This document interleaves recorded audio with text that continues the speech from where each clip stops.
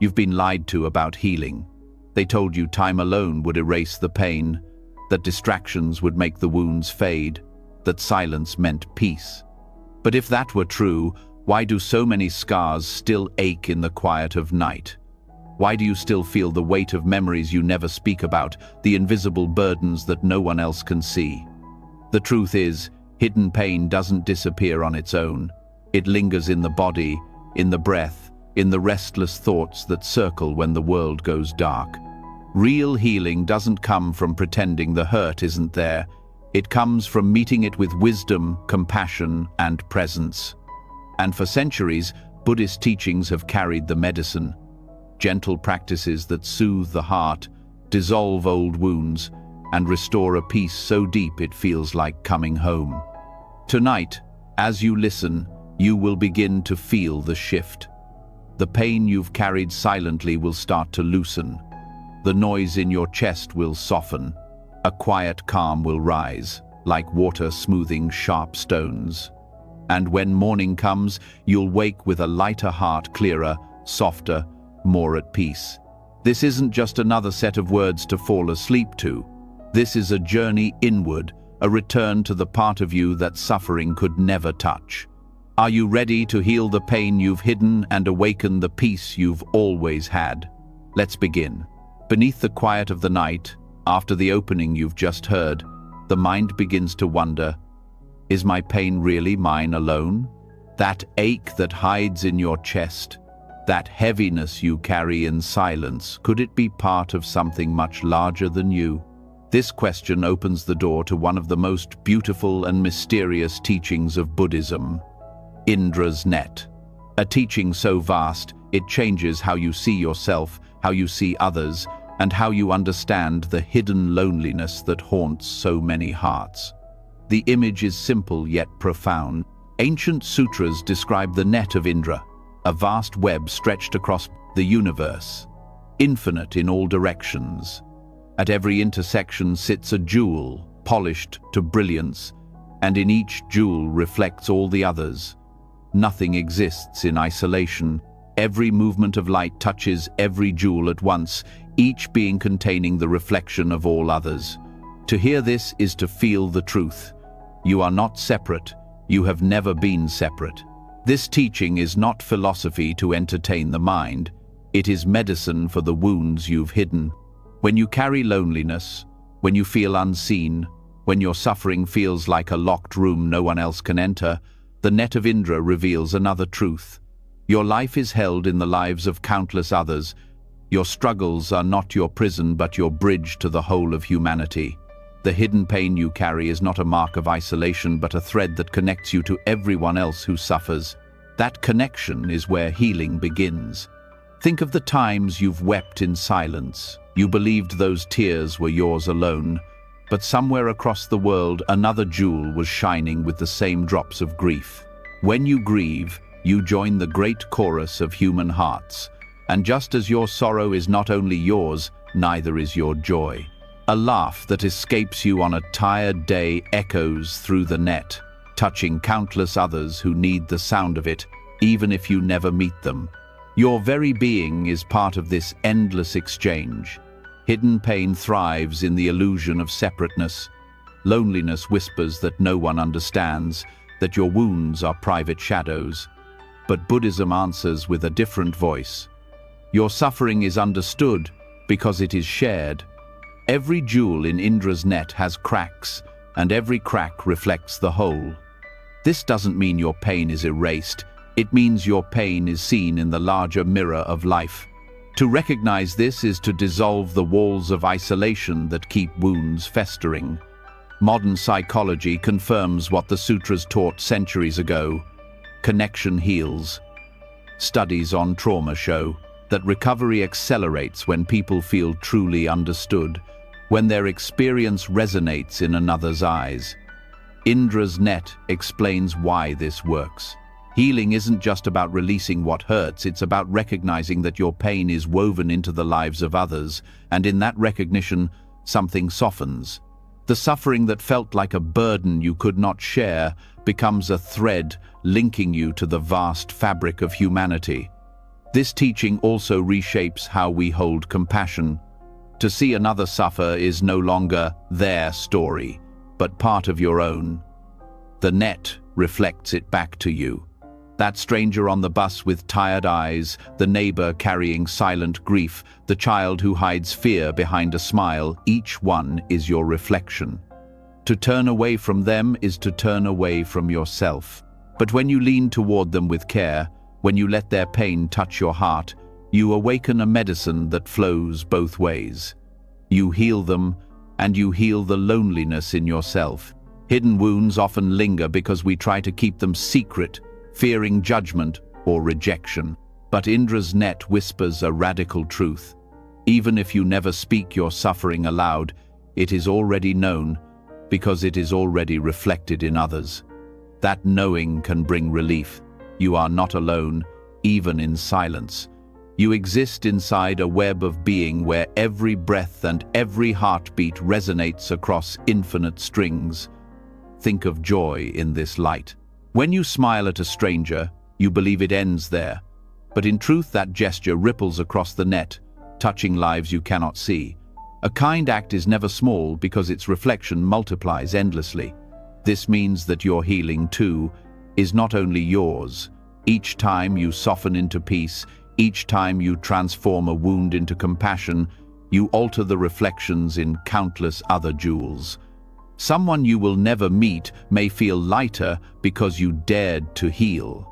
This is why Buddhist masters stress interconnection, not as a theory but as liberation. When you see yourself as separate, you carry pain as a personal curse. When you see yourself as part of Indra's net, you carry it as part of the shared human story. You do not ask, "Why me?" but "How can this suffering connect me more deeply?" That shift transforms pain from a hidden burden into a hidden bridge. Even nature reveals this truth.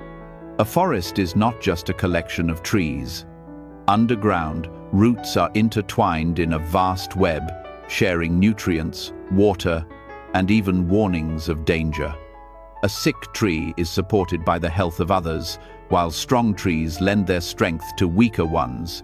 The forest survives through interconnection, just as you do. When you feel cut off, it is only the illusion of separation. Your roots are still touching countless others, even if you cannot see them. Consider how loneliness melts when you allow yourself to feel this.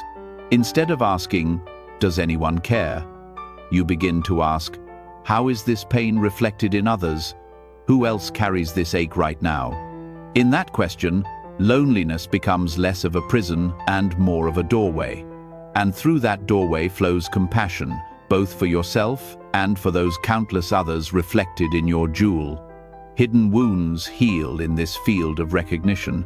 The act of seeing yourself as part of something infinite loosens the grip of shame.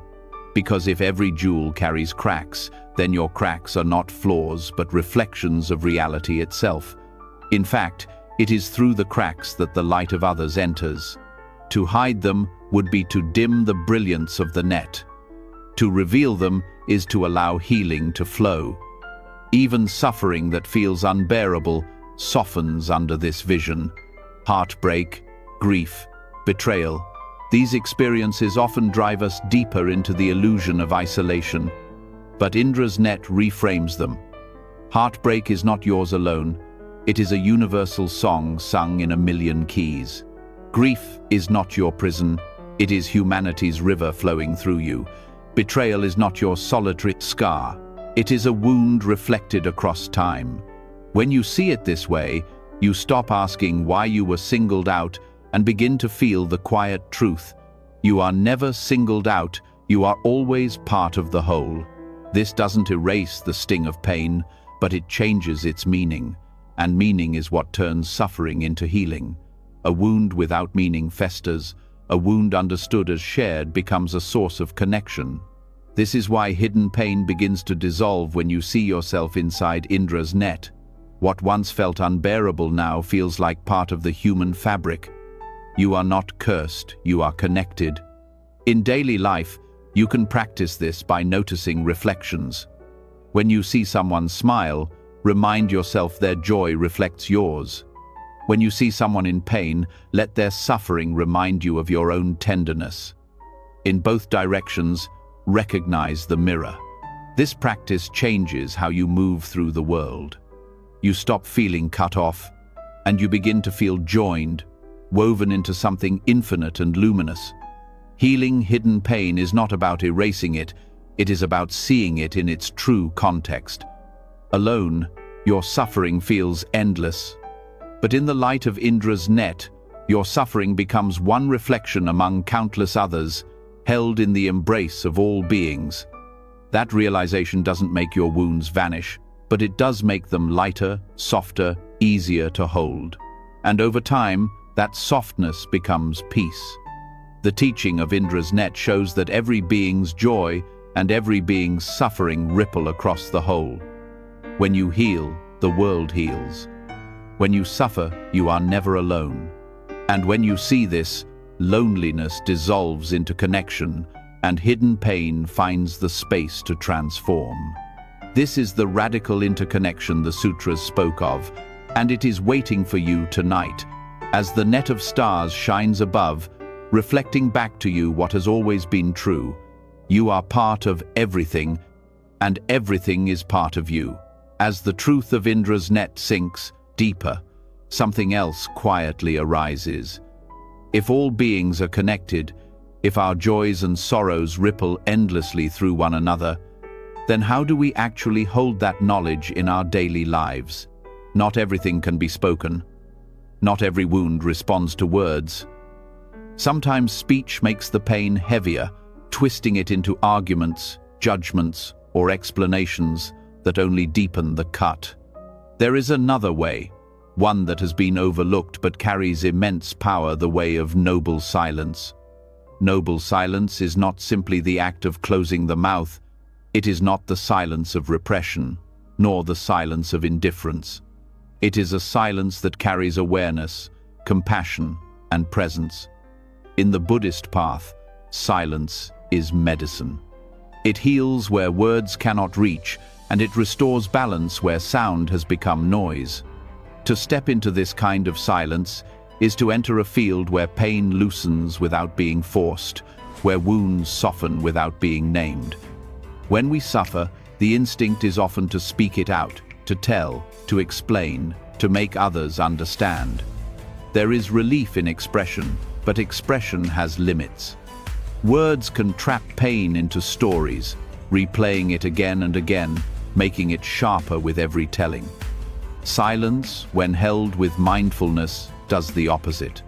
It allows pain to breathe without clinging to it. In the stillness, suffering can shift from being an identity to being a passing experience. The storm is still there, but it no longer defines the sky. Silence, in this sense, is active. It is a practice of listening deeply, first to oneself and then to others. It is hearing the currents of thought and emotion beneath the surface without rushing to name or solve them. Many people mistake silence for emptiness, but in the Buddhist tradition, it is full. It is filled with space, awareness, and the gentle touch of compassion. It is the still water that reflects the whole sky. The Buddha himself often taught through silence. In the ancient texts, there are moments when disciples asked him questions, and instead of offering doctrines, he remained quiet. This was not avoidance, it was teaching. The silence carried meaning beyond language, a reminder that some truths cannot be captured in concepts. The deepest healing does not come from explanations, it comes from direct experience, from resting in the presence of awareness itself. Think about how many conflicts could dissolve if silence was honored. Words, when used in anger, cut deeper than knives. Families split, friendships collapse, hearts break under the weight of careless speech. In these moments, noble silence is not weakness, but strength. To remain silent is to refuse to add fuel to the fire. It is to step out of the cycle of reaction and create space for peace to emerge. Silence becomes a shield and a balm. protecting both yourself and others from unnecessary harm. This silence also applies inwardly. Much of our hidden pain comes from the constant chatter of the mind. Thoughts repeat like broken records. Why did this happen? What if I had done differently? Will I ever be free? Noble silence addresses this not by forcefully shutting the mind, but by observing without feeding it. When you rest in silence, the thoughts begin to lose their grip. The endless commentary quiets, and the wound is no longer scratched open by constant mental words. In that quiet, healing takes root. In Buddhist monasteries, silence is often practiced collectively. Entire communities move, work, and eat without speaking. At first, this can feel strange or even uncomfortable, but over time, it reveals its depth. When the noise of speech fades, other senses awaken. You notice the sound of footsteps on the earth, the rhythm of breath, the taste of food. Life itself begins to speak through silence, and that presence is profoundly healing. Pain that felt unbearable begins to soften in the space created by this quiet attentiveness. Silence is also an act of respect. When someone else suffers, rushing to fill the air with advice or explanations often closes the door to true connection.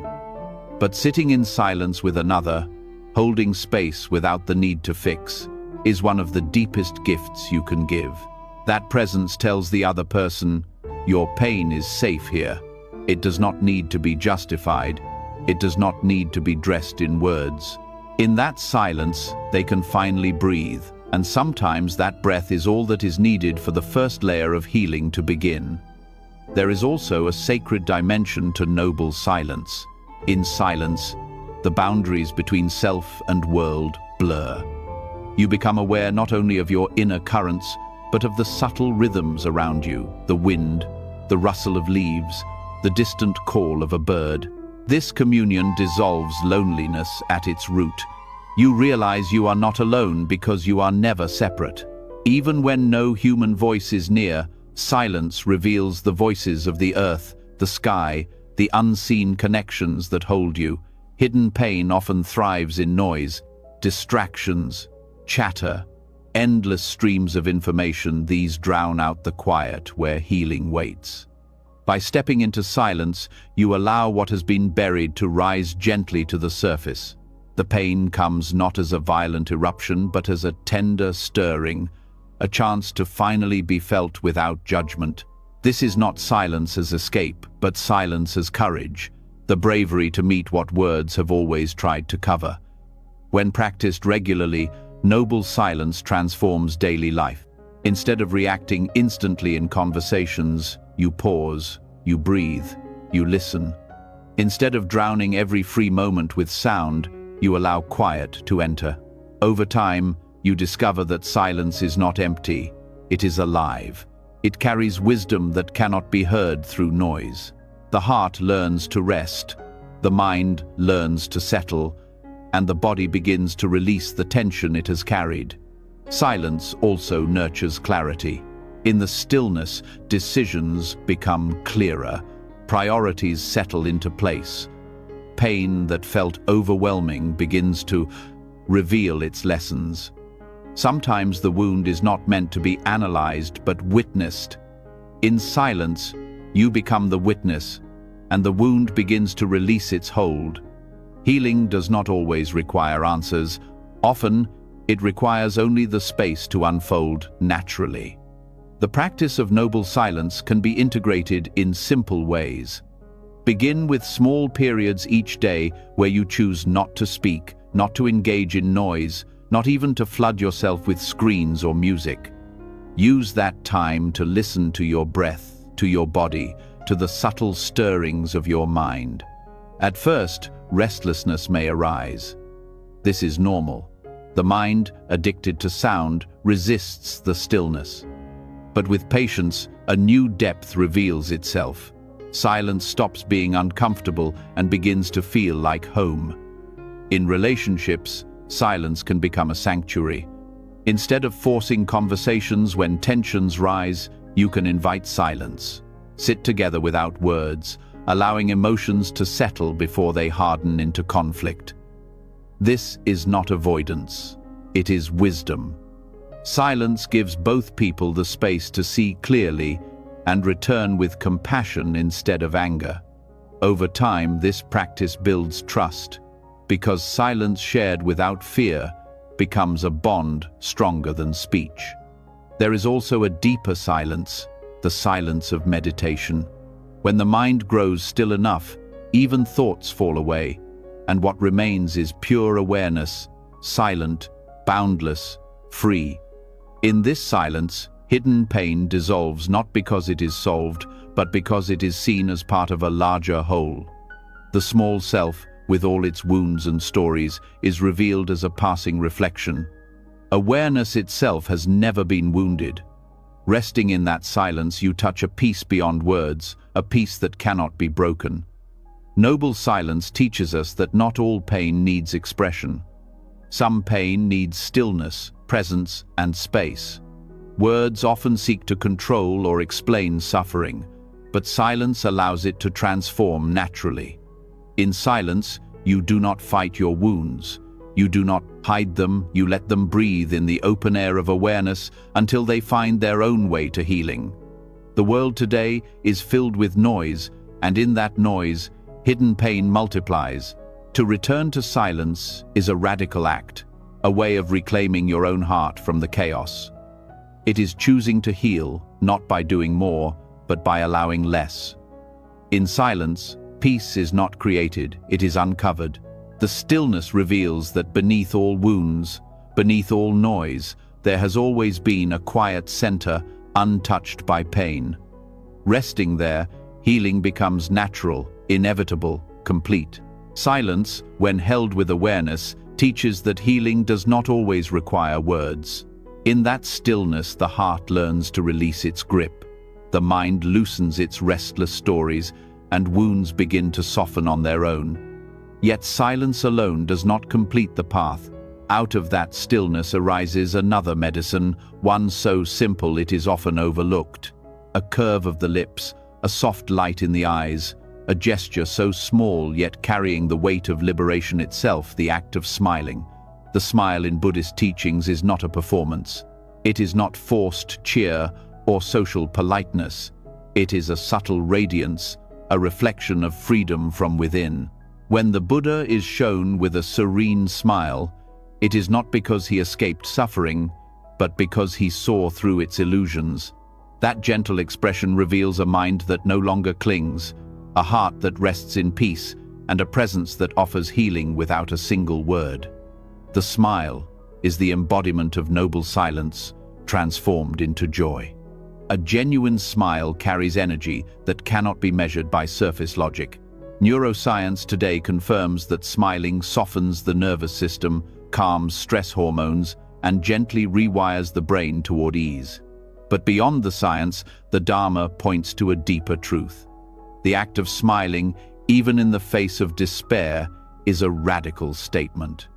It is saying, I am not owned by this pain. The hidden despair that feeds on heaviness loses its grip when the lips release into a smile born from awareness. This kind of smile is not denial. It does not reject sadness or hide wounds under a mask. Instead, it allows both joy and sorrow to coexist in a larger field. To smile while holding grief is to say yes to life as it is, without being crushed by it. It is the art of carrying suffering lightly without letting it define the entirety of your being. In this sense, the smile becomes an act of freedom, a refusal to be enslaved by despair. Smiling is also contagious, and here the teaching of Indra's net echoes again. When one jewel shines, the others reflect its light. A single smile offered sincerely can ripple through the hearts of many, shifting moods, softening tensions, and opening doors that words could never unlock. A smile directed at a stranger can dissolve the invisible walls of loneliness. In relationships weighed down by unspoken heaviness, a smile can remind both people of the possibility of tenderness. Its medicine is subtle, yet its reach is vast. The Buddha's smile is often described as knowing a recognition that everything is impermanent, that suffering rises and falls, and that clinging is the root of despair. To see this clearly is to no longer be trapped. The smile reflects this freedom. It does not come from ignoring life's difficulties, but from resting in the truth that difficulties themselves are passing clouds. The hidden despair that insists this will never end weakens in the presence of a smile that knows everything changes. There is also courage in smiling. In times of pain, it may feel easier to harden, to close off, to retreat behind a wall of seriousness. Smiling, however, requires vulnerability. It opens the face, it exposes the heart, it declares to the world that hope still lives here. That vulnerability is not weakness, it is strength. It takes great courage to smile when despair would rather you collapse. And in that courage lies liberation. To practice smiling in daily life is to cultivate a small but powerful ritual.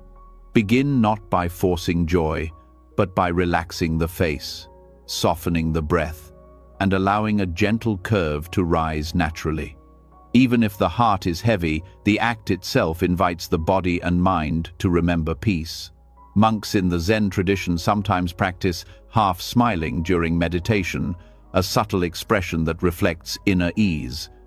This is not about pretending, it is about aligning the body with the possibility of lightness. Over time, that possibility grows into reality. Smiling also transforms how we meet others. A face marked by constant strain creates distance. A smile creates approachability, a silent invitation to connect. In a world where hidden despair often hides behind masks of indifference, a genuine smile can remind others of their own forgotten joy. The act becomes a gift, not only to oneself but to everyone who encounters it. Each smile plants a seed of ease in the collective field, and those seeds bloom in ways we may never see.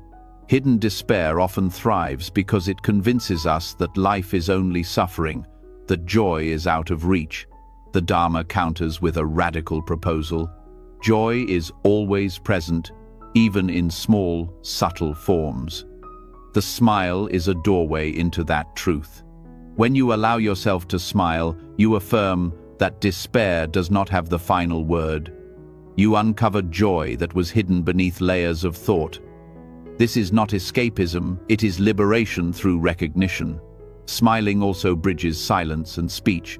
It communicates without words, yet carries meaning deeper than sentences. A smile can say, "I understand," more fully than 1,000 explanations. It can offer comfort without analysis, hope without argument. In this way, it is an extension of noble silence, a silence made visible. Where words may deepen wounds, a smile can heal without stirring the pain. The practice of smiling has roots in mindfulness. To smile mindfully is to become aware of the present moment and to welcome it with softness. This doesn't mean the moment is perfect, it means you meet it with openness rather than resistance. That openness itself generates peace. Each mindful smile is a declaration, "This moment is enough." Over time, these small declarations accumulate into a life lived with greater ease. The Buddha's smile also teaches humility. It is not the smile of conquest, of superiority, or of forced optimism. It is the quiet smile of someone who has let go. Hidden despair often comes from the weight of trying to control what cannot be controlled, from clinging to outcomes, from resisting impermanence. The smile releases that struggle. It reflects a heart that no longer needs to grip so tightly, and in that release, despair finds no foothold. In modern life, where stress and heaviness dominate, the act of smiling can feel almost rebellious. To walk into a room burdened with worry and still offer a smile is to introduce a new energy. That energy disrupts the cycle of despair. Even if no one else notices, your own nervous system notices. The heart recognizes the signal. There is still space for lightness here. Over time, this small practice becomes a radical stance against the culture of despair. A smile also reminds us of our shared humanity. No matter how different our lives, the ability to smile unites us. Across languages, cultures, and generations, a smile is understood. It requires no translation. It dissolves barriers that words cannot. In this way, smiling embodies compassion itself, the recognition of our shared experience, the gentle reminder that we are not separate. For those carrying hidden despair, smiling may feel unnatural at first. But this is where practice matters. Just as silence requires patience, smiling requires trust. Each time you allow a smile to arise, even if only briefly, you are training the heart to remember its natural state of ease. Over time, despair loses its absolute grip. The mind begins to see that joy is not gone, only hidden, waiting to be uncovered by the simplest of gestures. The Dharma of smiling teaches that healing does not always come through struggle. Sometimes it comes through softness, through allowing lightness to coexist with pain. A smile does not erase wounds, but it shifts how we hold them. Instead of crushing weight, they become part of a larger tapestry where joy still shines. This shift is subtle, but its impact is profound. To carry a smile as practice is to carry medicine with you always. It is available in every moment, requiring nothing but the willingness to soften. It restores balance when life feels too heavy, and it spreads ease into the world around you. In its simplicity lies its power. The Buddha's smile has endured for centuries because it is more than an expression, it is a teaching. It shows us that freedom is not somewhere far away, but here, in the way we choose to meet each moment. And in that smile rests the medicine of lightness, dissolving hidden despair and opening the door to peace. The soft medicine of a smile shows us that liberation can be carried in the smallest gestures. Where silence gave space and smiling brought lightness, there is yet another path that works in an entirely different way through sound itself. For centuries, in monasteries and temples, monks have practiced what is known as parita, protective chanting. These chants are rarely spoken of outside those sacred walls, yet they hold a subtle power, the ability to heal through vibration, to calm the restless mind, and to bring peace where hidden pain lingers unspoken. Chanting in Buddhism is not performance, nor is it entertainment. It is a practice of resonance, of aligning body, breath, and mind with rhythms that carry centuries of accumulated devotion. The sound becomes more than words, it becomes energy. Those who have sat within the walls of a chanting hall often speak of a shift that cannot be explained by meaning alone. Even if the language is unknown, the vibration touches something beyond intellect, softening the heart, quieting fear, and easing the weight of despair. Parita chants are considered protective, not because they create walls against the world, but because they generate harmony within. Hidden pain thrives in dissonance, the clashing of thoughts, the restless repetition of inner stories, the tension in the body that never fully relaxes. The slow, steady rhythm of chanting dissolves this inner conflict. As the voice repeats ancient syllables, the breath deepens, the nervous system calms, and the mind is gently led away from chaos. What remains is a sense of being held, as if wrapped in sound itself. The healing nature of parita can be understood through both spiritual and scientific perspectives. Spiritually, these chants are imbued with intention. Monks dedicate the sound to the well-being of all beings, weaving compassion into every note. When the sound enters your body, it carries that intention, like a current flowing into hidden wounds. Scientifically, studies on chanting and mantra meditation show that repetition of sound slows brain waves, reduces stress hormones, and activates the parasympathetic nervous system. This shift allows the body to enter states of rest and repair, where healing becomes possible. For those carrying hidden pain, chanting offers something unique. It bypasses the need to explain or analyze. Words often entangle us in the story of suffering. Sound, stripped of narrative, goes deeper. It reaches the body directly, bypassing the chatter of the mind. Pain stored in muscles, in breath patterns, in the chest that feels too tight to expand, these begin to release as the vibration passes through. The chant becomes a balm not through meaning, but through resonance.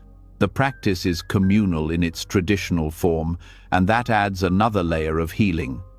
Sitting among others, surrounded by waves of sound, one feels part of something vast. Loneliness dissolves, not through conversation, but through shared vibration. The heart senses that it is not isolated. It is part of a field of energy held together by voice, breath, and intention. In this way, chanting carries the same interconnection as Indra's net, but expressed through sound. Parita is also considered protective because it reshapes the mind's relationship to fear. Hidden pain often festers because fear surrounds it. Fear of being hurt again, fear of the future, fear of facing what lies buried. The steady cadence of chanting trains the mind to rest in rhythms of safety. The repetition is like a lullaby, reminding the nervous system that it is not under threat. Over time, the grip of fear weakens, and the mind learns to settle into peace more naturally. In temples, Parita chants are often performed during times of crisis, when illness strikes, when families suffer, when communities face uncertainty. People gather not to discuss solutions but to be bathed in sound. The healing comes not only from the chants themselves but from the shared act of surrendering to them. To sit quietly while others chant is to allow yourself to be carried, to let go of the burden of control, and to trust in the power of sound to do what words cannot. The practice also awakens mindfulness in a unique way. Each syllable requires attention. Each breath must align with the rhythm. The mind, instead of wandering, is anchored to the sound. This focus is gentle, unlike the tight grip of concentration. It is more like floating on a current than forcing the mind to stay still. This kind of mindfulness has its own healing effect, because when awareness is steady, the stories of suffering lose their power. Another layer of Parita's subtle medicine is its connection to tradition. The chants have been passed down for centuries, repeated countless times by countless voices. To chant them is to link yourself to that lineage of practice, to join a stream that has carried healing for generations. Hidden pain often makes us feel cut off from time itself, as though our suffering is an isolated event. Chanting restores continuity. It reminds us that we are part of a long human journey, and that others have carried pain before us and transformed it through these very sounds. In daily life, one does not need to be a monk to benefit from this practice. Simple chanting, even of short mantras or phrases, carries the same essence. The sound, Buddho, repeated slowly, can settle the mind. The phrase, Sabbe Sata Sukhi Hontu, may all beings be happy, sung gently, can shift the heart. It is not the complexity of the words that matters, but the sincerity with which they are repeated. What matters is the willingness to let sound become medicine. Chanting also teaches us something about surrender. To enter the rhythm, you let go of the need to control. The sound carries you. You do not have to carry it. For those who live with hidden pain, always striving to manage or suppress it, this surrender is deeply healing. It is a reminder that not everything requires effort. Sometimes healing happens when we stop trying to fix and allow ourselves to be held by something larger. Even listening to chants can be transformative. The vibrations enter through the ear, resonate in the body, and shift the state of mind. You do not need to understand the language. The healing is not in the intellectual meaning, but in the energetic field created. Just as the body responds to music without needing analysis, it responds to chanting on levels beyond conscious thought. The protective aspect of Parita also speaks to the unseen.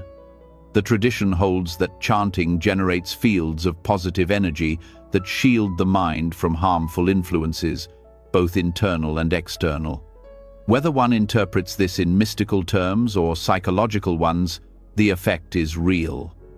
Hidden pain often leaves us vulnerable, raw, and open to more suffering. Chanting creates an inner stability, a shield of calm that protects against being overwhelmed. Over time, the practice of chanting can rewire how we experience ourselves. The sound becomes an anchor, a reminder that beneath the surface of pain there is rhythm, harmony, and peace. The repetition strengthens neural pathways of calm rather than anxiety, teaching the body and mind a new way of being. Healing then becomes less about effort and more about allowing these rhythms to sink deeper until they shape the very ground of our experience. Parita reveals a profound truth. Healing is not always about silence or words, but sometimes about sound itself. A sound rooted in compassion, repeated with intention, becomes more than vibration, it becomes a force of transformation.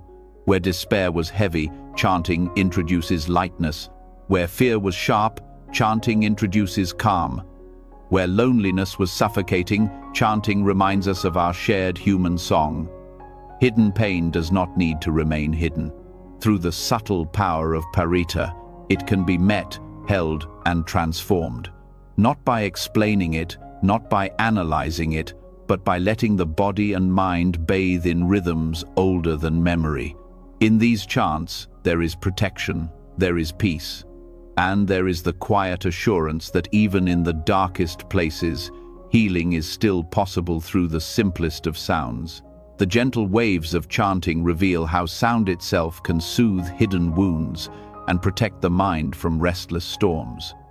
Yet sound is only one form of nourishment that shapes who we are.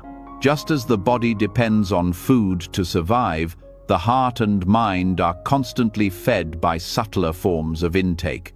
Not all of this nourishment is wholesome. Some of it strengthens, some of it poisons.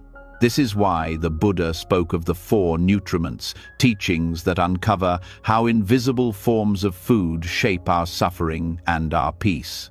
These 4 kinds of nourishment go far beyond the meals placed on the table. They include everything we consume through body, mind, and senses. What we take in through conversations, through the media we absorb, through the emotions we linger in, these are also food. And just as rotten food sickens the body, unwholesome nutriments sicken the heart. To understand them is to uncover how much of our hidden pain is quietly fed each day, often without our awareness. The first nutriment is edible food, the most obvious but not the only one. The Buddha reminded us that even physical food is not separate from mind. What we eat affects not only health but clarity. Heavy, excessive, or careless eating makes the body restless, clouds the mind, and fuels attachment. Eating with mindfulness transforms food into healing, because awareness turns a simple act into a ritual of gratitude. Each bite, when taken with care, becomes a bridge to the present, a reminder that nourishment is sacred. Hidden pain often expresses itself through unconscious eating, using food to numb emotions, to fill emptiness that food can never truly satisfy. To eat mindfully is to break this cycle, giving the body what it needs while allowing the heart to feel what lies beneath. The second nutriment is sense impressions.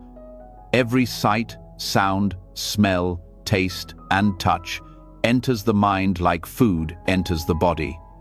A harsh word is food. A violent image is food. Endless scrolling on screens is food. These impressions do not vanish once consumed. They linger, shaping mood, thought, and memory. Much of our invisible pain grows from this source. When the senses are constantly bombarded by negativity, comparison, and fear, the mind begins to carry those toxins as if they were its own. This is why mindfulness of consumption extends beyond meals. It asks us, what do you allow into your eyes and ears each day? What conversations do you repeatedly feed on? What kind of environments do you choose to sit in? Even silence can be nourishing if filled with calm impressions, like the sound of wind through leaves or the stillness of dawn. But when silence is filled with noise from within, criticism, rumination, replayed arguments, it becomes poison. Protecting sense impressions is not about withdrawal from life, but about discerning which impressions strengthen peace and which feed despair. The third nutriment is volition, or will. This is the energy of desire that propels action. It too feeds us. When volition is rooted in compassion, patience, or wisdom, it nourishes strength. But when rooted in craving, anger, or fear, it becomes a destructive diet. Hidden pain often grows from toxic volition, the inner push to prove, to grasp, to become something at all costs. These forces exhaust the spirit, creating restlessness and dissatisfaction. The Buddha compared unhealthy volition to eating burning coals. It drives us forward, but it destroys from within. To heal through volition requires turning attention to the quality of desire that fuels life. Ask, what am I living for? Am I fed by fear of being unworthy, by craving for status, by the need to escape? Or am I fed by the wish to live peacefully, to help, to awaken? The energy of purpose is food, and it will either nourish or wound, depending on what drives it. When hidden pain feels constant, it is often because the will is caught in cycles of striving that can never satisfy. By shifting intention, by aligning volition with compassion and balance, the inner diet becomes medicine. The fourth nutriment is consciousness itself. Every moment of awareness is shaped by what it contacts. The Buddha taught that consciousness is like a seed, and what we feed it determines what grows. If the seed is watered with anger, anger flourishes. If watered with mindfulness, mindfulness deepens. Consciousness is not passive. It is always taking in, always digesting. The hidden pain many carry is often the fruit of seeds watered unconsciously for years, resentments replayed, fears rehearsed, doubts repeated. To change the nutriment of consciousness is to choose carefully which seeds we water, which states of mind we dwell on, and which we allow to fade. When viewed together, the four nutriments form a map of responsibility. They remind us that suffering is not random. It is fed. And healing is not mysterious. It begins with changing what we feed ourselves. Just as one who is sick improves with better diet, one who suffers secretly improves with better inner nourishment. The Buddha's teaching is not blame, it is empowerment. If pain is fed, then peace too can be fed. If despair grows from toxic food, then joy can grow from wholesome food. To apply these teachings requires awareness in the small choices of daily life. Before eating, pause. Before turning on a screen, pause. Before following a thought, pause. Each pause creates space to ask, does this nourish peace or does it nourish pain? Over time, these pauses accumulate into transformation. The hidden wounds that once felt permanent begin to weaken, because they are no longer fed. Healing begins not by force, but by starving what harms and feeding what heals. There is also compassion in this teaching. To see that others are also fed by nutriments explains much of human behavior. Someone caught in anger is feeding on toxic impressions. Someone lost in despair may be driven by unhealthy volition. Recognizing this softens judgment. Instead of blaming, we see the diet of the heart, and with that vision comes understanding. Just as one would not scorn a body weakened by poor food, one need not scorn a mind weakened by poor nutriments. Compassion becomes the natural response. This teaching also addresses the modern world with striking clarity. Today, More than ever, we are surrounded by endless streams of impressions. Media, advertisements, conversations, and pressures constantly feed the senses. Much of it is designed not to nourish, but to provoke craving, fear, or comparison. The Buddha's guidance is urgent here. Be mindful of what you consume. Invisible pain grows in proportion to the toxins consumed. Freedom grows in proportion to the wholesome inputs cultivated. Mindful living becomes a diet of the heart. Choosing uplifting conversations instead of gossip, choosing art that calms instead of media that agitates, choosing silence over empty noise, each choice is a meal for the mind. Just as the body reflects the food it eats, the mind reflects the nutriments it consumes. Over time, a mind fed on peace becomes peaceful. A mind fed on compassion becomes compassionate. The teaching of the four nutriments is ultimately about reclaiming agency. Hidden pain often convinces us we are powerless, victims of circumstance. But these teachings remind us we can choose what we feed the mind and heart.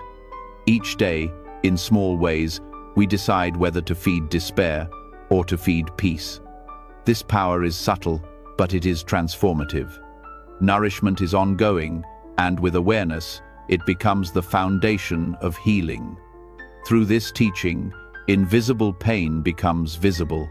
Its roots are traced back to the daily diet of impressions, desires, and consciousness itself, and in that recognition lies freedom.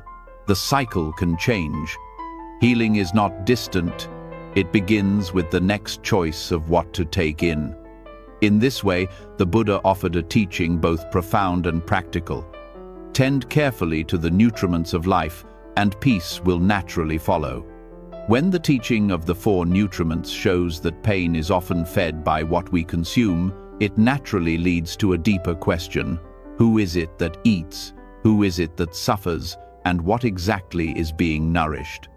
Beneath the daily choices of food, impressions, and desires lies the very structure of what we call self. The Buddha revealed that this self, which seems so solid, is in fact a collection of parts, 5 aggregates that come together temporarily. These are form, feeling, perception, mental formations, and consciousness. They are known as the skandhas, and our hidden pain is often born not from what they are, but from clinging to them as if they were permanent or truly me. Form is the body, the material shape, the physical vessel through which we experience life. To mistake form as permanent is to suffer endlessly. Bodies age, weaken, and shift. Hidden pain grows when we cling to youth, beauty, or strength as if they could be frozen in time. Even subtle dissatisfaction with appearance or health springs from this misunderstanding. The body is real in the sense that it functions, but it is not a fixed identity. To see form as fluid dissolves much hidden tension. One can care for the body with compassion without mistaking it for the essence of who we are. Feeling is the second aggregate, the raw tone of experience, pleasant, unpleasant, or neutral. Much suffering hides here because people confuse feelings with truth. A painful feeling is mistaken as a permanent reality, and despair grows. A pleasant feeling is clung to as if it could last forever, and disappointment follows when it fades. Even neutral feelings create restlessness, leading to the search for stimulation to escape boredom. Hidden pain deepens when life is seen through the lens of chasing or avoiding feelings. To recognize that feelings arise and pass like ripples on water allows one to step back from their tyranny. They are part of experience, but not the entirety of existence. Perception is the third aggregate, the capacity to recognize and label. It allows us to know, this is warm, this is my friend, this is danger. Yet perception is not always accurate. It is colored by memory, habit, and expectation. Much hidden pain arises because perception builds illusions. A word from someone may be perceived as insult even when none was intended. A memory of past betrayal colors perception of new relationships, causing suspicion where trust could have grown. These distortions feed suffering silently, convincing us of realities that may not exist. The Buddha taught that perception is useful but limited. To cling to it as absolute truth is to invite illusion. Mental formations, the fourth aggregate, are the habits, thoughts, and intentions that shape action. They are like the soil in which seeds of behavior grow. Hidden pain often roots itself here. Negative formations, such as resentment, envy, or self-doubt, form patterns that repeat, reinforcing suffering each time they arise. Even seemingly small formations like constant self-criticism become chains that bind us. Yet mental formations are not fixed. They can be reshaped through mindfulness and compassion. To see them clearly is to begin the work of transformation. Without awareness, they operate in the shadows, producing hidden pain without end. Consciousness, the fifth aggregate, is the stream of awareness that registers form, feeling, perception, and formations. It is like the stage upon which all experience appears. Consciousness itself is not solid or unchanging. It shifts moment by moment, conditioned by what it contacts. Hidden pain becomes stronger when one clings to consciousness as if it were a permanent self, believing, "I am this awareness, fixed and eternal." The Buddha revealed that consciousness too is conditioned, arising with objects and passing with them. Freedom comes not by rejecting consciousness, but by recognizing its impermanence. Together, these five aggregates create the sense of I. But they are not self, they are processes. Hidden pain arises when we mistake them for something permanent and unchanging. We say, "my body, my feelings, my thoughts," as though they were possessions or identities. Yet they shift constantly, never holding still. The illusion of self, built on the aggregates, is the root of much suffering. The Buddha's teaching was not to deny the aggregates, but to see them clearly, without clinging. Clinging to form often leads to hidden insecurities about appearance, health, or aging. Clinging to feeling creates cycles of craving and aversion that exhaust the spirit. Clinging to perception locks us into distorted stories about ourselves and others. Clinging to mental formations keeps us trapped in destructive habits. Clinging to consciousness makes us believe there is a solid core self that must be defended. Each form of clinging multiplies pain because it fights against the truth of impermanence. Awareness of the aggregates, however, opens the door to liberation. By examining them closely, we begin to see that what we call me is a dynamic process. The body changes, feelings shift, perceptions alter, formations evolve, and consciousness flows. Hidden pain dissolves when we stop demanding permanence from what is by nature impermanent. This insight is not cold detachment, it is freedom. It allows us to live fully without being enslaved by illusions. This teaching also sheds light on relationships. Much hidden suffering arises from clinging to how others appear, feel, or act. We mistake their aggregates as fixed identities, but when we see that they too are processes, not solid selves, compassion grows. A harsh word is understood as a passing formation, not the essence of a person. A moment of joy in another is recognized as part of a shifting flow, not as something to envy. Seeing others through the lens of the aggregates dissolves judgments and softens anger, reducing hidden pain in connection with them. In meditation, observing the aggregates becomes direct practice. Watching the body breathe reveals form as process. Noticing a sensation of restlessness reveals feeling as fleeting. Observing the labeling mind shows perception in action. Recognizing recurring thoughts shows mental formations arising and passing. And behind it all, the stream of consciousness holds these without permanence. This practice loosens the grip of self-identification. Pain is still felt, but it is no longer bound to me in the same way. It becomes part of the flow, easier to release. The teaching of the aggregates also reveals why identity-based suffering is so strong. People cling to labels, race, gender, role, personality, as though they were the essence of self. But these labels are stitched together from aggregates, all impermanent. When identity is mistaken for a fixed truth, hidden pain follows, because life constantly disrupts that illusion. Freedom comes when identity is seen as provisional, not absolute. One can still live, love, and act, but without being trapped by rigid definitions. The aggregates explain not only personal pain but also collective suffering. Communities and nations cling to forms, perceptions, and formations as if they were permanent truths. Conflict arises from defending illusions. Recognizing the aggregates at a collective level offers the possibility of peace, because it reveals the constructed nature of division. Hidden pain in society mirrors hidden pain in the individual it grows, from clinging to what is impermanent and mistaking it for self. Healing hidden pain through the aggregates is a path of deep honesty.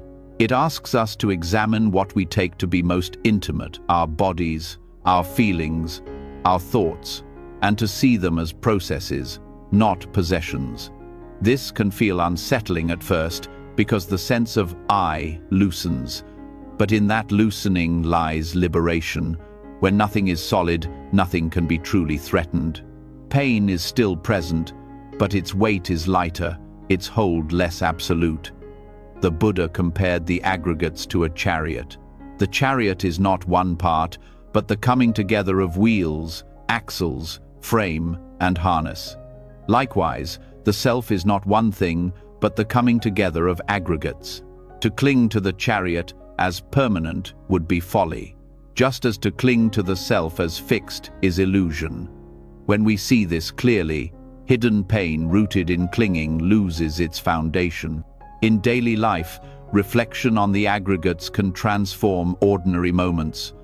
A craving for praise can be seen as a feeling, not the essence of self. A sudden anger can be recognized as a formation, not as my permanent nature. A perception of threat can be examined and released when found inaccurate. Each recognition cuts through illusion and softens suffering. Over time, these small insights accumulate into a profound shift. The sense of self is no longer a prison, but a fluid dance of changing parts. The Dharma of the aggregates shows that hidden pain is often hidden illusion. We suffer not because the aggregates exist, but because we cling to them as if they were something they are not. To unpack them is to see reality more clearly. To stop clinging is to step into freedom. This freedom does not erase life's challenges, but it changes our relationship to them. Without the weight of illusion, suffering loses much of its sting.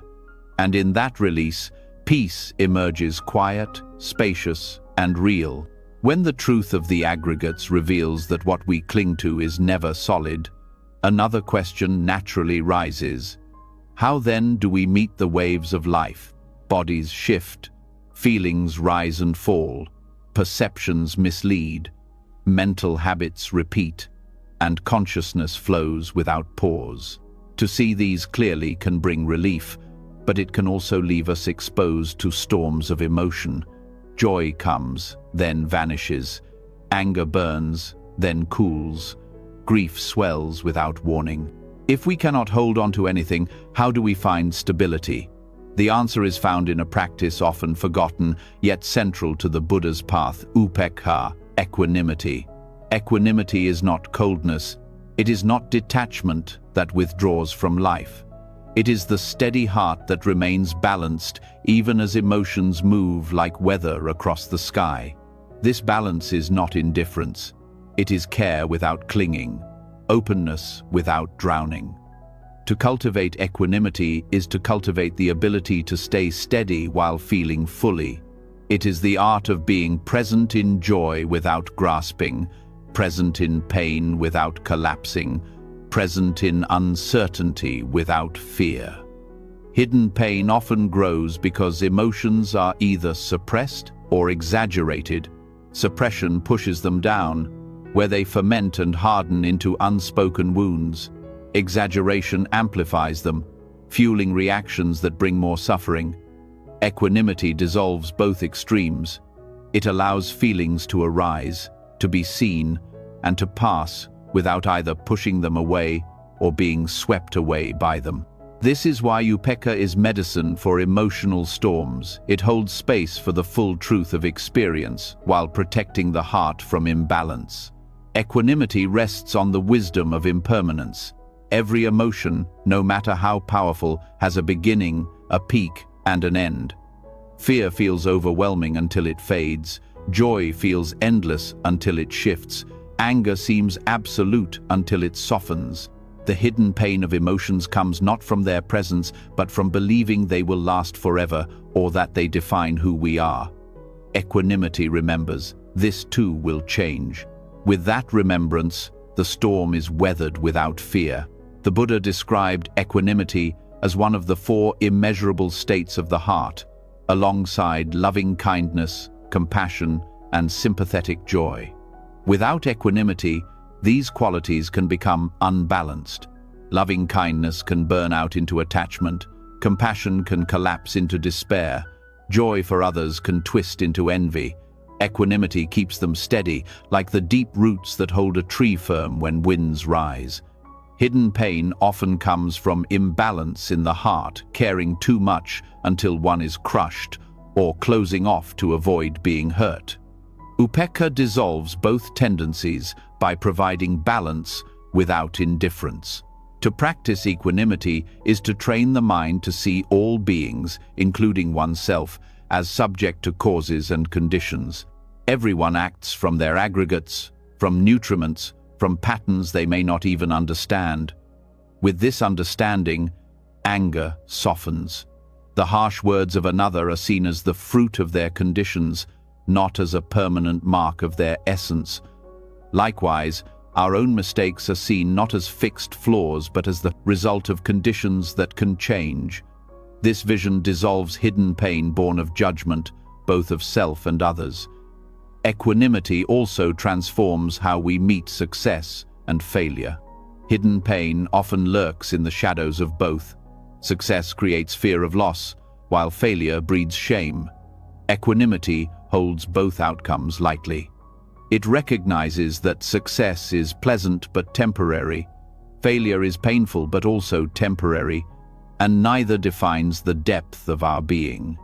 This balance frees us from the inner turbulence of self-worth tied to achievement.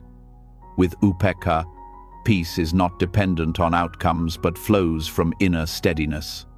In relationships, equanimity is a shield against emotional entanglement that wounds. To love without balance can lead to clinging, control, and disappointment. To detach completely creates distance and loneliness. Equanimity walks the middle path.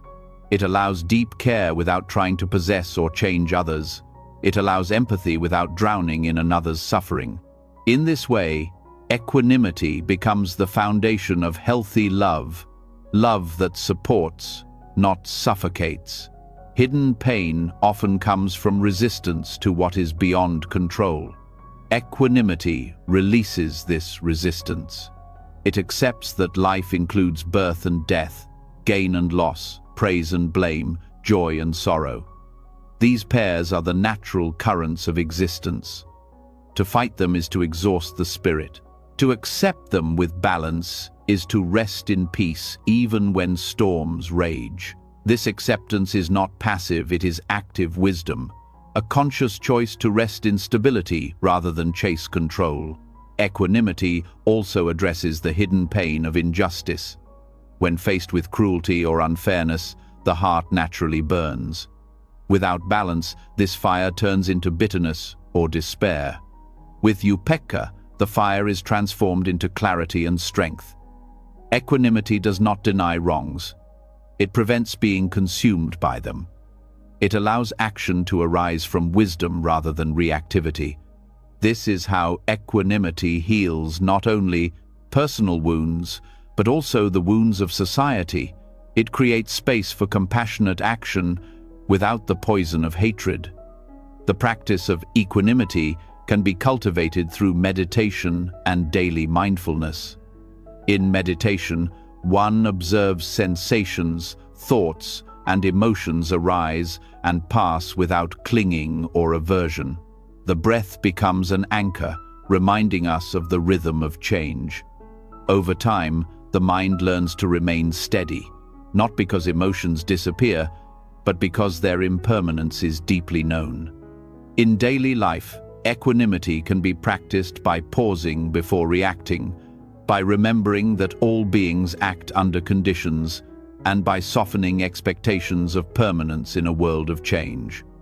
Upekkha also teaches humility. It reveals that our perspective is one among countless others. The storm we feel so intensely is part of a larger weather system of life, not the whole sky. Hidden pain often grows from self-centeredness, the belief that our emotions define reality. Equanimity shifts this view, showing that while our emotions matter, they are part of a much wider unfolding. This humility brings spaciousness to the heart, making it less burdened by its own storms. There is also profound freedom in equanimity. To no longer be enslaved by every rise and fall of emotion is to taste liberation. It does not mean emotions vanish, it means they no longer rule. Anger arises, but it does not dictate. Fear arises, but it does not control. Joy arises, but it does not bind. Equanimity allows emotions to be guests rather than masters. In that shift, hidden pain loses its sharpest edge, and peace becomes possible even in the midst of life's turmoil. The forgotten nature of this practice in modern times makes its rediscovery urgent. A world of constant stimulation, judgment, and reactivity leaves hearts exhausted. Without balance, hidden pain grows silently under the weight of endless emotional turbulence. Upekkha offers the antidote not by silencing emotions, but by teaching the heart to stand steady amidst them. It is a practice of profound compassion for oneself, because it ends the cycle of being pulled endlessly between extremes. Equanimity does not mean life becomes bland or flat. In fact, it allows deeper engagement. Without fear of being overwhelmed, one can open more fully to joy, sorrow, love, and loss. Equanimity does not diminish life. It enriches it by making the heart spacious enough to hold all of it. This spaciousness is the soil where hidden pain dissolves, because nothing is clung to, nothing is rejected.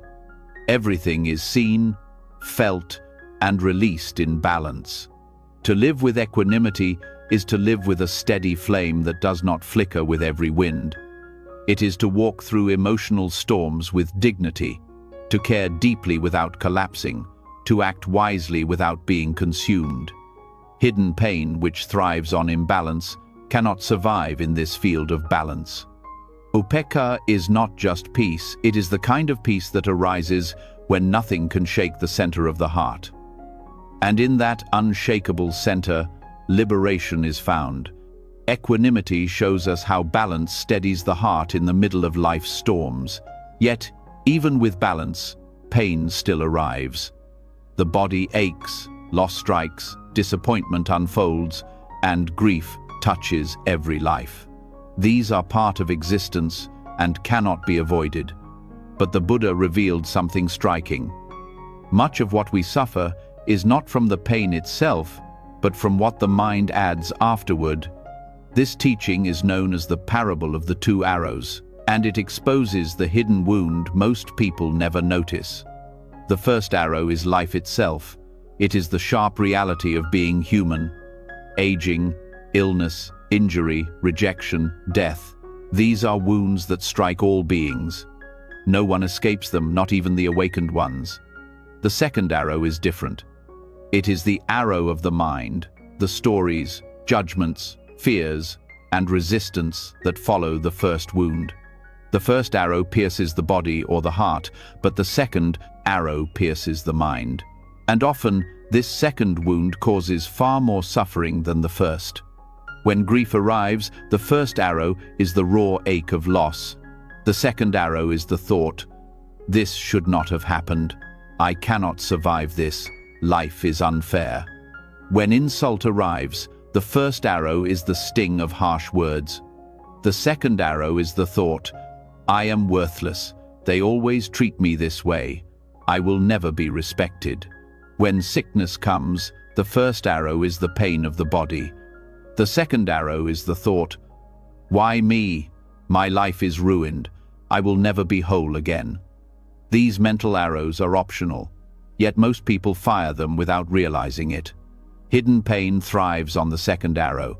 It festers in the stories we repeat, the judgments we carry, the comparisons we feed. While the first arrow eventually passes, the second arrow can be kept alive for years.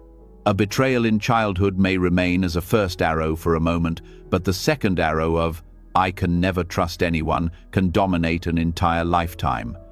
In this way, we become the ones who wound ourselves most deeply. The teaching of the two arrows is not meant to dismiss real pain. The Buddha did not deny the reality of physical or emotional wounds. Rather, he showed compassion by pointing out where we add to that pain unnecessarily. To end the second arrow is to stop multiplying suffering.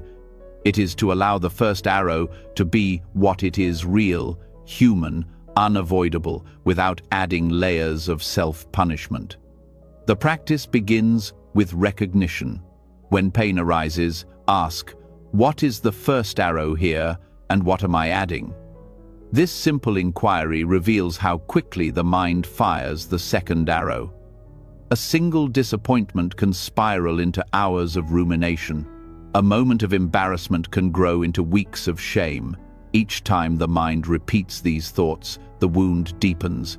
But to recognize them as second arrows is to loosen their power. Awareness itself begins the healing. Ending the second arrow requires mindfulness, the ability to pause before reacting. When the first arrow strikes, the natural tendency is to flinch and then to react. But mindfulness introduces space. In that space, the pain is seen clearly without being amplified. For example, physical pain in meditation may be sharp, but when observed without judgment, it is simply sensation. Without the second arrow of "I cannot bear this," the pain becomes manageable. This shift transforms the relationship to suffering. Compassion also plays a role. Many people fire second arrows at themselves through harsh self-criticism. A mistake becomes not just an event but a declaration of unworthiness. Compassion interrupts this cycle. Instead of "I am worthless," the voice of compassion says, "This is painful, but I am human. All beings make mistakes." Compassion disarms the second arrow, replacing it with gentleness. Over time, this practice rewires the mind to respond with kindness rather than cruelty. The second arrow also reveals how much of suffering is rooted in resistance. The mind says, "This should not be happening." That resistance tightens around the first wound, making it sharper. Acceptance does not mean liking the pain, but allowing it to be as it is. Acceptance removes the second arrow. The body may still ache, the loss may still be real, but without resistance, the suffering is lighter. The teaching also applies to relationships. Much conflict comes not from the first arrow of disagreement, but from the second arrow of added stories. A simple difference of opinion becomes, "They never respect me." A delayed reply becomes, "They do not care." The relationship is wounded not by the event but by the interpretation. To see this clearly is to protect love from unnecessary harm. It allows us to respond to what actually happened rather than to the story we added. In society too, second arrows multiply suffering. Injustice strikes as a first arrow, and the collective adds despair, division, and hatred as second arrows.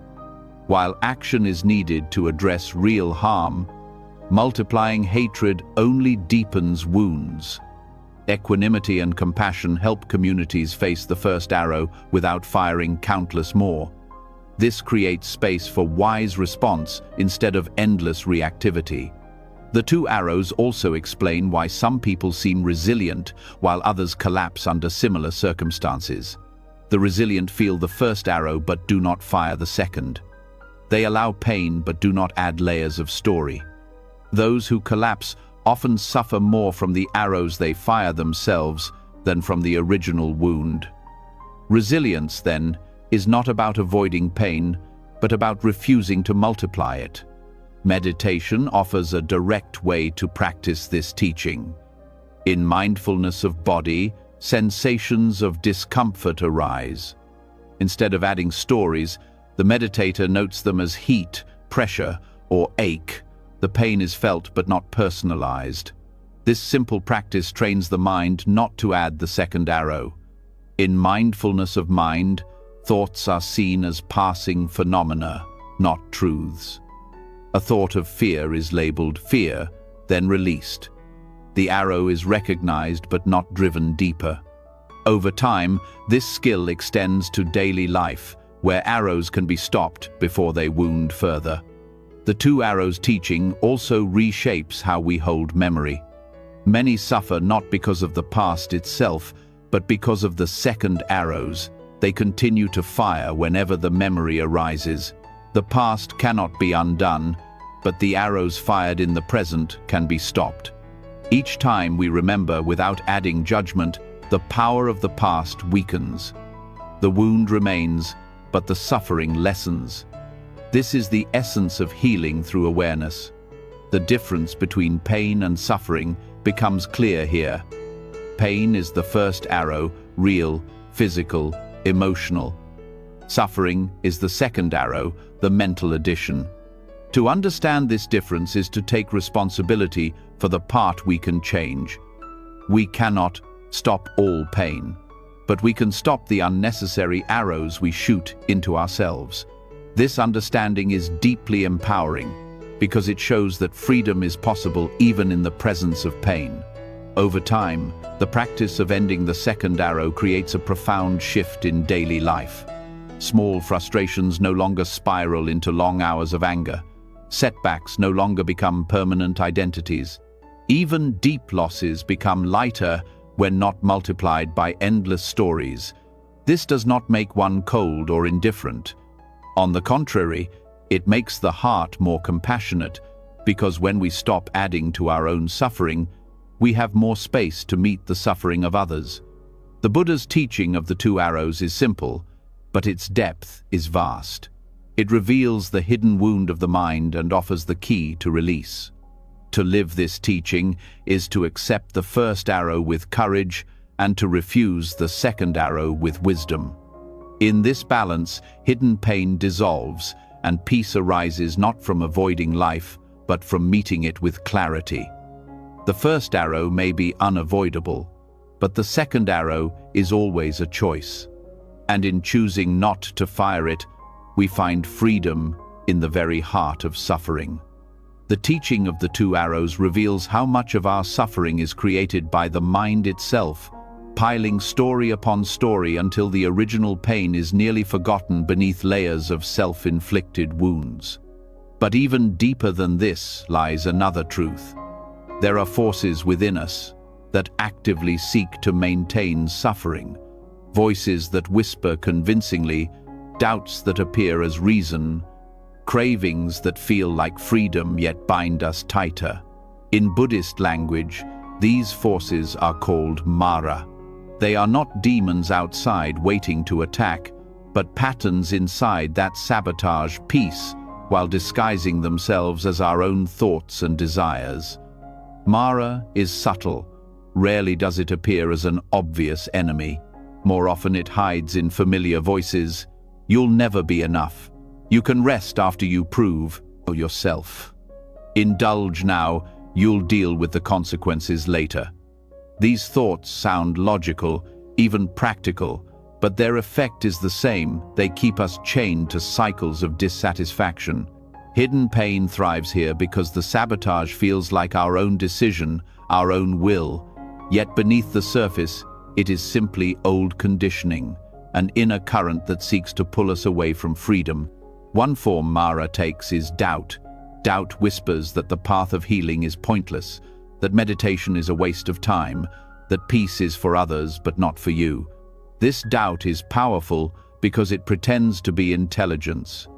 It sounds like careful questioning, but its real aim is paralysis. Doubt freezes progress by convincing the heart not to try. Recognizing this voice as Mara is liberating.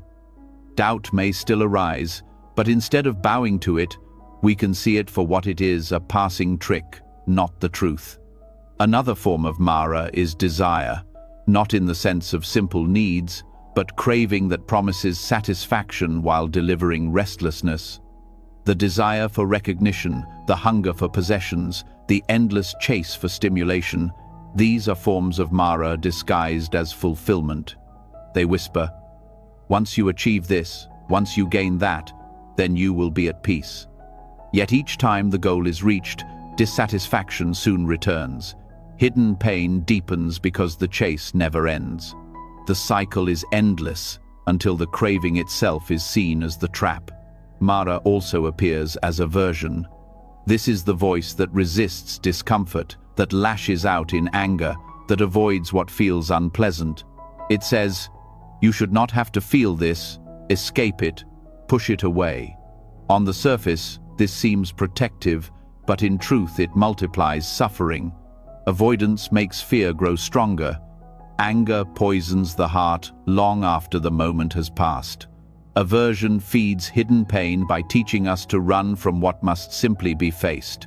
Recognizing this as Mara breaks its spell.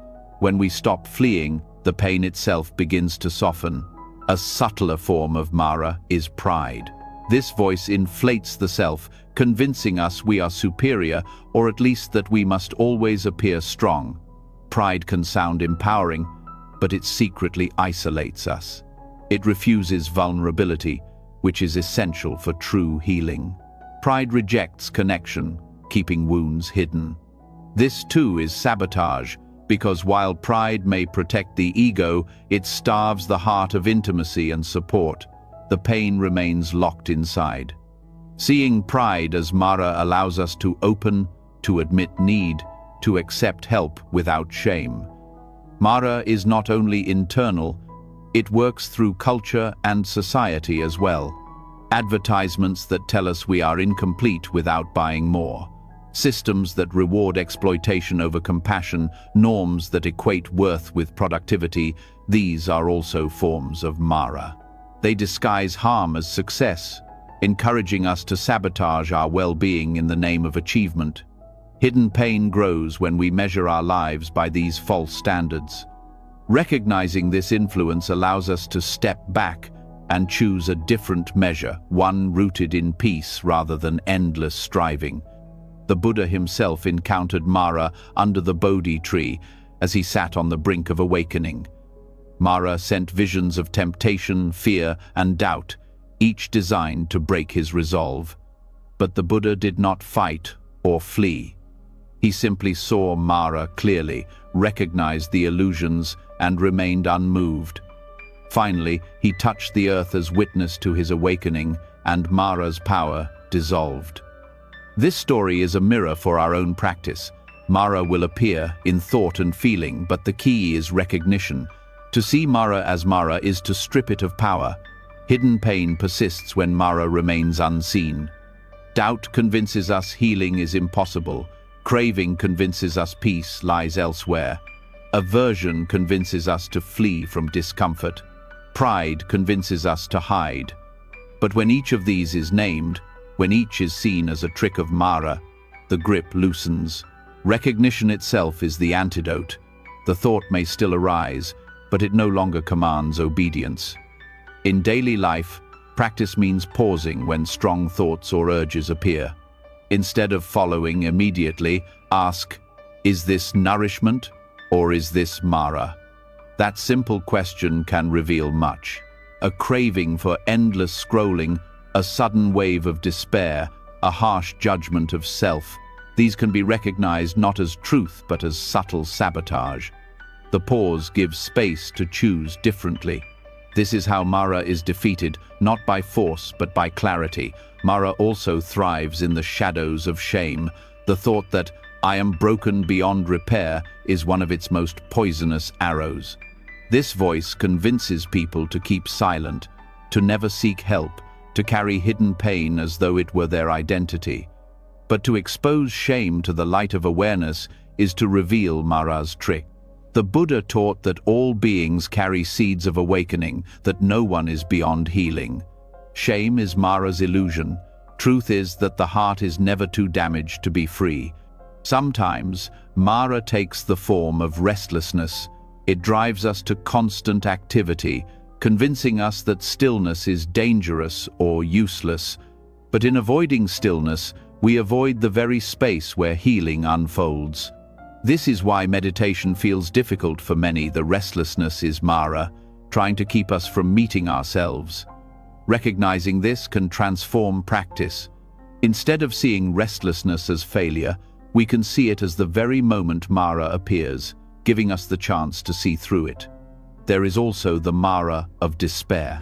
This is the voice that says, there is no point, nothing will ever change. Despair convinces us to give up, to abandon effort.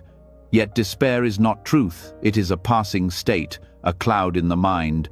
To recognize despair as Mara is to prevent it from defining the whole sky. The sun of awareness remains behind the cloud, and with patience, the cloud passes. In working with Mara, it is important to remember that it is not an enemy to be hated.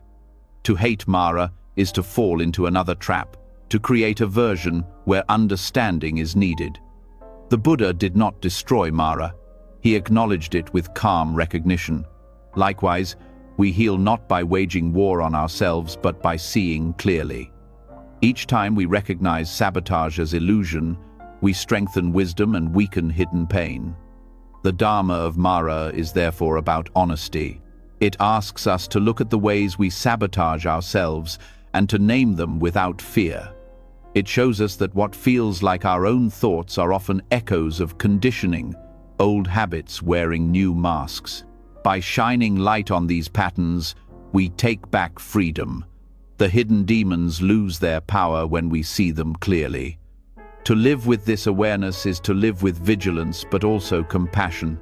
Mara will appear again and again, but each time is an opportunity. Each recognition weakens the chains of illusion. Each act of clarity heals another layer of hidden pain. Over time, this practice builds a life where self-sabotage no longer rules, where peace is no longer stolen by disguised desires and fears. The Dharma of Mara teaches that the greatest battles are not fought outside, but within. The hidden forces that hold us back are subtle, persuasive, and deeply familiar, but they are not ultimate truths. They are passing illusions, tricks of the mind. To see them is to be free from them, and in that freedom, hidden pain dissolves, leaving space for peace, strength, and clarity to shine. Recognizing Mara unmasks the ways we sabotage our own freedom, but even when we see through his tricks, another question quietly lingers. What does it mean to truly live with ease? Even when inner demons no longer dominate, many still feel poor inside, lacking, restless, haunted by the thought that something more is always needed. This subtle hunger is its own form of suffering, a constant thirst that no achievement or possession can satisfy. The Buddha addressed this restlessness with a teaching that is rarely emphasized, but deeply liberating. Noble wealth. Not wealth in coins or property, but the abundance of contentment, the richness that comes when one no longer measures life by what is missing. Contentment is not resignation. It is not the dull acceptance of mediocrity or the refusal to grow. It is the recognition that sufficiency already exists here and now. When the heart rests in contentment, it does not mean life is without effort, but that effort arises from peace rather than desperation. Hidden pain rooted in scarcity, thinking the endless fear of not having enough, not being enough, dissolves in the presence of this noble wealth. The Buddha pointed out that craving creates poverty, no matter how much one owns. A wealthy person consumed by desire lives like a beggar, always needing more. A simple person who feels content may have little, yet lives like a king. This reversal challenges modern assumptions about success. The constant chase for more possessions, more status, more security feeds hidden suffering because the mind never rests. Noble wealth shifts the perspective. Abundance is not measured by accumulation but by sufficiency of heart. The roots of scarcity thinking go deep. They are reinforced by society, which teaches that worth is tied to productivity, achievement, and comparison. Advertising thrives on reminding people of what they lack. Families pass down fears of insecurity, telling children to always grasp for more. This conditioning becomes a background hum of dissatisfaction, so constant that many mistake it for normal life. Yet this is precisely where hidden pain lives, buried in the belief that peace lies just beyond the next gain. Noble wealth interrupts this cycle by teaching that sufficiency is possible now. When we stop feeding the hunger for what is absent and begin to appreciate what is present, a profound shift occurs. The meal before us becomes a feast when eaten with gratitude. A roof overhead becomes a palace when seen with awareness. Relationships become treasures when valued for presence rather than judged for what they lack. Contentment transforms ordinary moments into abundance. This teaching does not deny the reality of poverty or need. The Buddha was clear that material conditions matter. Hunger and deprivation create real suffering. But noble wealth goes deeper, addressing the inner poverty that persists even when material needs are met. Hidden pain often thrives in those who have enough, yet still feel empty. Contentment heals this inner wound, not by ignoring needs, but by ending the endless thirst for more when enough has already been reached. Contentment also protects against the hidden suffering of envy. To look at another's success without restlessness is a sign of noble wealth. Without contentment, envy eats at the heart, convincing us that someone else's gain is our loss. This poison quietly corrodes joy. But with contentment, another's abundance can be celebrated, because sufficiency is already felt within. Envy loses its grip, and the heart becomes spacious enough to rejoice in the happiness of others. The practice of noble wealth requires mindfulness. It is easy to fall back into scarcity thinking, to look at life through the lens of what is missing. Mindfulness interrupts this habit by asking, what is already here? What is already enough? With each recognition, the grip of craving weakens. Over time, this practice rewires the mind from dissatisfaction to gratitude. Contentment grows not from external change, but from repeated recognition of sufficiency. One of the Buddha's metaphors for wealth was the ability to sleep with a calm heart. A person may have riches but lie awake in anxiety, guarding possessions, fearing loss. Another may have little but sleep soundly, free from worry. Who is truly wealthy?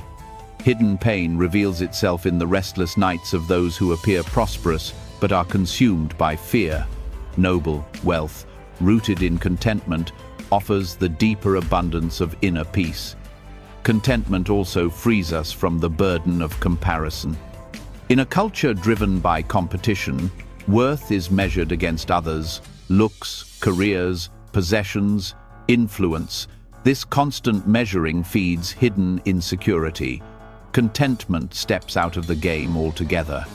It recognizes that each life has its own rhythm, its own sufficiency. With this recognition, comparison loses meaning. The hidden pain of never measuring up dissolves, replaced by peace in one's own path. Noble wealth is not passivity. It does not mean one stops working, creating, or striving. It means the energy of striving shifts. Instead of grasping from lack, action flows from fullness. A person content with themselves still pursues growth, but growth becomes an expression of joy rather than desperation. This subtle shift transforms the quality of effort. Work done from lack drains, work done from sufficiency uplifts. The teaching also carries ethical weight. Contentment protects against exploitation. Many forms of harm in the world arise from greed, the inability to feel that what one has is enough. Exploiting resources, manipulating others, creating systems of inequality. These are driven by inner poverty disguised as ambition. Noble wealth counters this by grounding ethics in sufficiency. When the heart feels abundant, there is no need to harm others to gain more. Compassion flows naturally from contentment. For personal practice, cultivating noble wealth can begin with small acts of appreciation, pausing to breathe and notice what is already present, reflecting on simple blessings: the body that breathes, the friend who listens, the sun that rises. These reflections shift the focus from lack to sufficiency. Over time, this shift builds resilience. Life's uncertainties still come, but they do not collapse the heart because sufficiency is carried within. Contentment also transforms relationships. Hidden pain often arises when expectations are endless, when partners or friends are seen through the lens of what they fail to provide. Contentment allows one to value what is present without constant demand for more. This does not mean tolerating harm or neglect, but it does mean appreciating the reality of another without chaining them to fantasies. In this way, noble wealth strengthens bonds by replacing demand with gratitude. Even in solitude, noble wealth is medicine.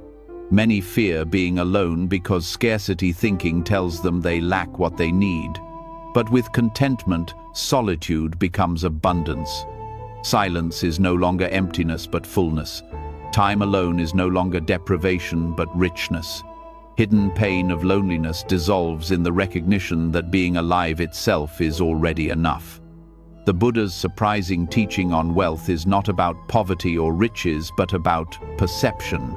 True poverty is endless craving. True wealth is sufficiency of heart. To see this is to uncover a freedom untouched by circumstance. Whether in plenty or in scarcity, the content heart rests at ease. This is noble wealth, the abundance that cannot be stolen, cannot be lost, because it does not depend on what one has, but on how one sees. To live with this wealth is to dissolve hidden pain at its root. The restless hunger that drives so much suffering is replaced by peace in the present. The illusions of lack lose power, and in their place grows a deep, quiet joy, the joy of knowing that this moment, as it is already enough. Contentment reveals that true wealth is not measured in possessions, but in the heart's ability to rest with what is already enough. Yet even when sufficiency is recognized, there is another force that quietly unsettles peace, restlessness.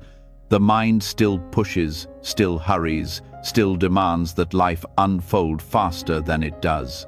This subtle impatience may not seem like a major problem, yet it erodes joy and magnifies hidden pain. The Buddha called the antidote Khanti, patience, not passive waiting, but a radical medicine that heals the restlessness constantly tugging at the heart. Patience is often misunderstood as weakness, as if it means simply enduring whatever comes without spirit. In truth, patience is strength. It is the ability to meet delay, difficulty, or discomfort without collapsing into anger or despair. Hidden pain grows when impatience rules, because impatience tells us we cannot bear what is happening now, that relief must come immediately. Each time we give in to this urge, the heart becomes more fragile, less able to hold life as it is. Patience, on the other hand, builds resilience. It teaches that we can bear more than we think, and in bearing it, we grow stronger. Impatience is often invisible because it hides in small moments.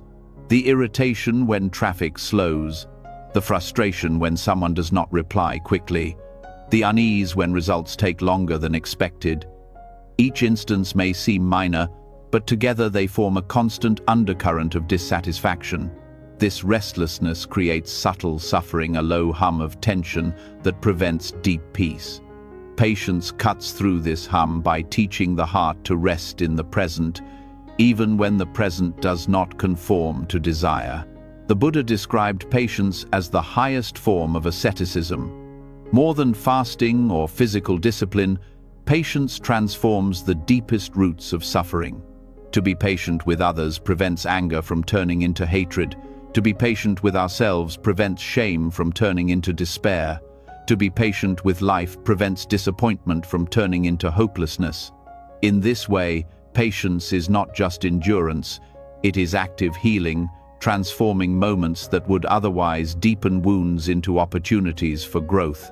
Restlessness often arises because the mind confuses urgency with importance. Everything feels pressing, every delay feels unbearable, but patience restores perspective.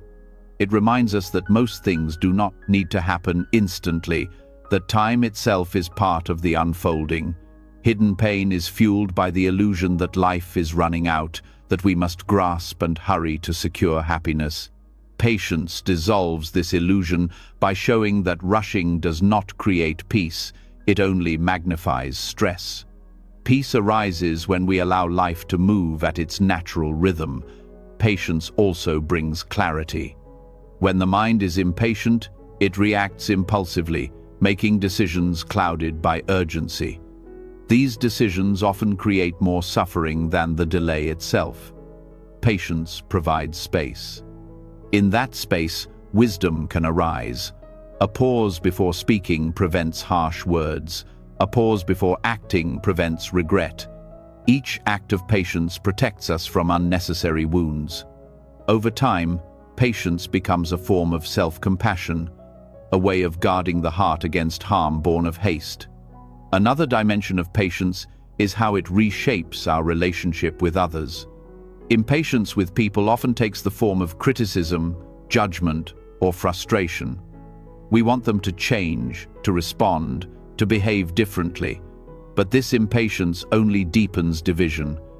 Patience opens another path. To be patient with others is to acknowledge that they too are shaped by conditions, that they too are works in progress. This recognition softens the heart, replacing judgment with compassion. Relationships strengthen when nurtured by patience, because patience communicates trust that change will come in its time, that the other is accepted even while imperfect. Hidden pain within often arises from impatience with ourselves. We demand that healing happen quickly, that flaws disappear instantly, that growth be smooth and swift. When progress is slow, frustration turns inward, breeding shame and self-rejection. Patience with oneself is the medicine here. It acknowledges that growth is not linear, that wounds take time to heal, that setbacks are part of the path. With patience, the heart learns to hold itself gently, allowing transformation to unfold naturally. This self-patience is one of the most radical acts of kindness because it dismantles the hidden pain of self-condemnation. Patience also transforms how we meet suffering itself. Pain often feels intolerable because the mind insists it must end immediately. This resistance is what magnifies suffering. Patience shifts the stance. Instead of demanding the end of pain, it allows us to rest with it, even for a moment longer. This resting changes everything. Pain is still there, but it no longer rules us. Each moment of patience with pain reveals that we are larger than the discomfort, that the heart has space vast enough to contain it. In meditation practice, patience is essential. The mind wanders, the body fidgets, restlessness arises. Without patience, frustration grows. and the practice collapses. With patience, each distraction is simply noticed, each moment begins again. Over time, this patience builds stability. The meditator learns that awareness does not need to fight restlessness, it only needs to wait. In waiting, the storm settles on its own. This lesson in meditation extends to life, where patience reveals that many storms calm not through force, but through time. Patience also has a protective quality. Life often brings insult, injustice, or provocation.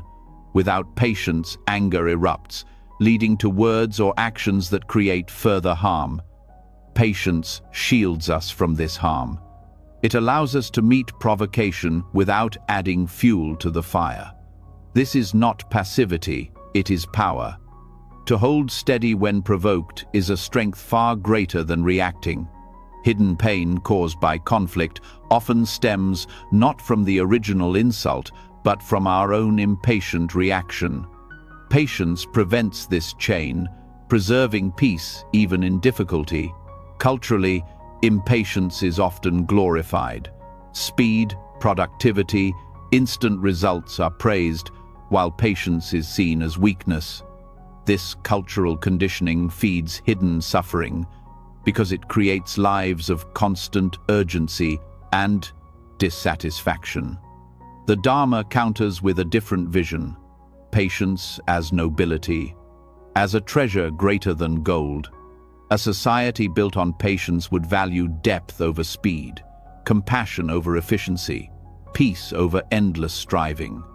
On an individual level, reclaiming patience is a way of reclaiming freedom from a culture that feeds restlessness. Patience also reveals the wisdom of timing. Not all seeds sprout instantly. Some require seasons of waiting, conditions of soil and weather. Human growth is the same. To demand instant flowering is to destroy the seed.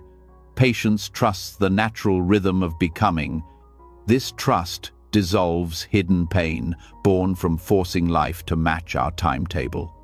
Instead of despair when results do not come quickly, patience teaches faith that what is nurtured with care will ripen in its season.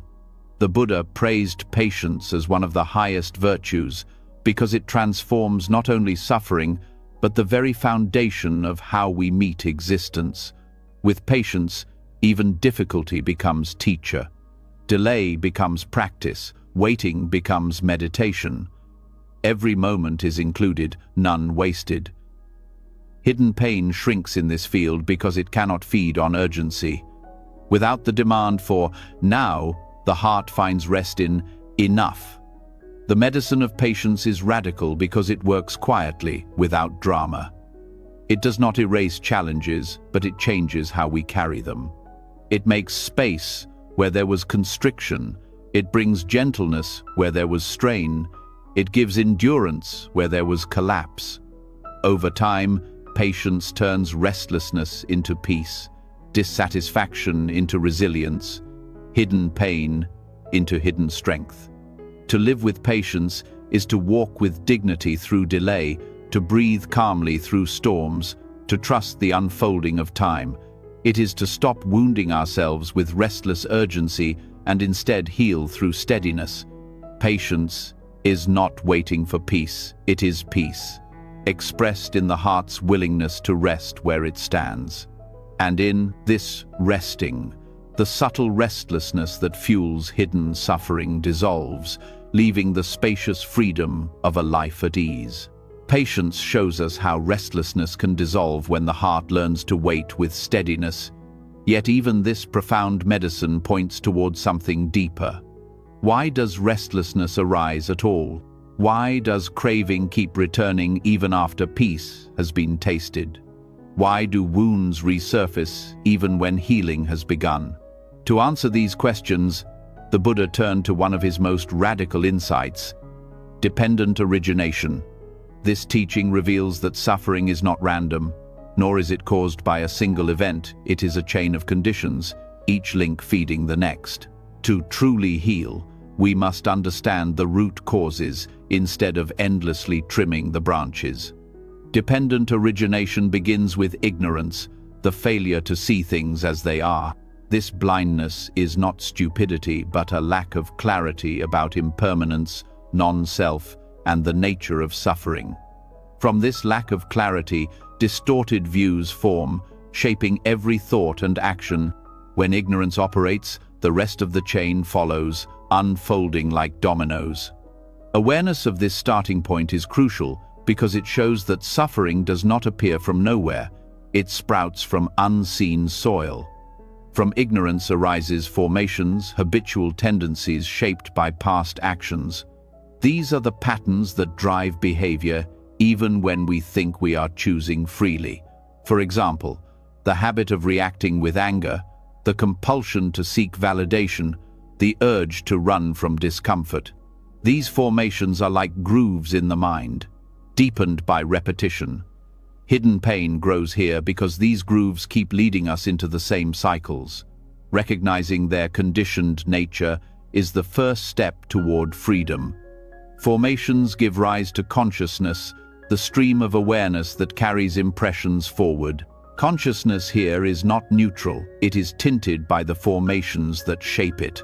A mind conditioned by fear sees the world through suspicion. A mind conditioned by craving sees everything as potential gain. Consciousness becomes the lens through which the world is perceived, and this lens shapes reality itself. To see this is to realize how deeply conditioning feeds suffering. From consciousness arises name and form, the mental and physical aspects of existence. Together, they create the sense of self moving through the world. The body feels, the mind interprets, and the illusion of a solid identity strengthens. This identity becomes the stage where suffering plays out.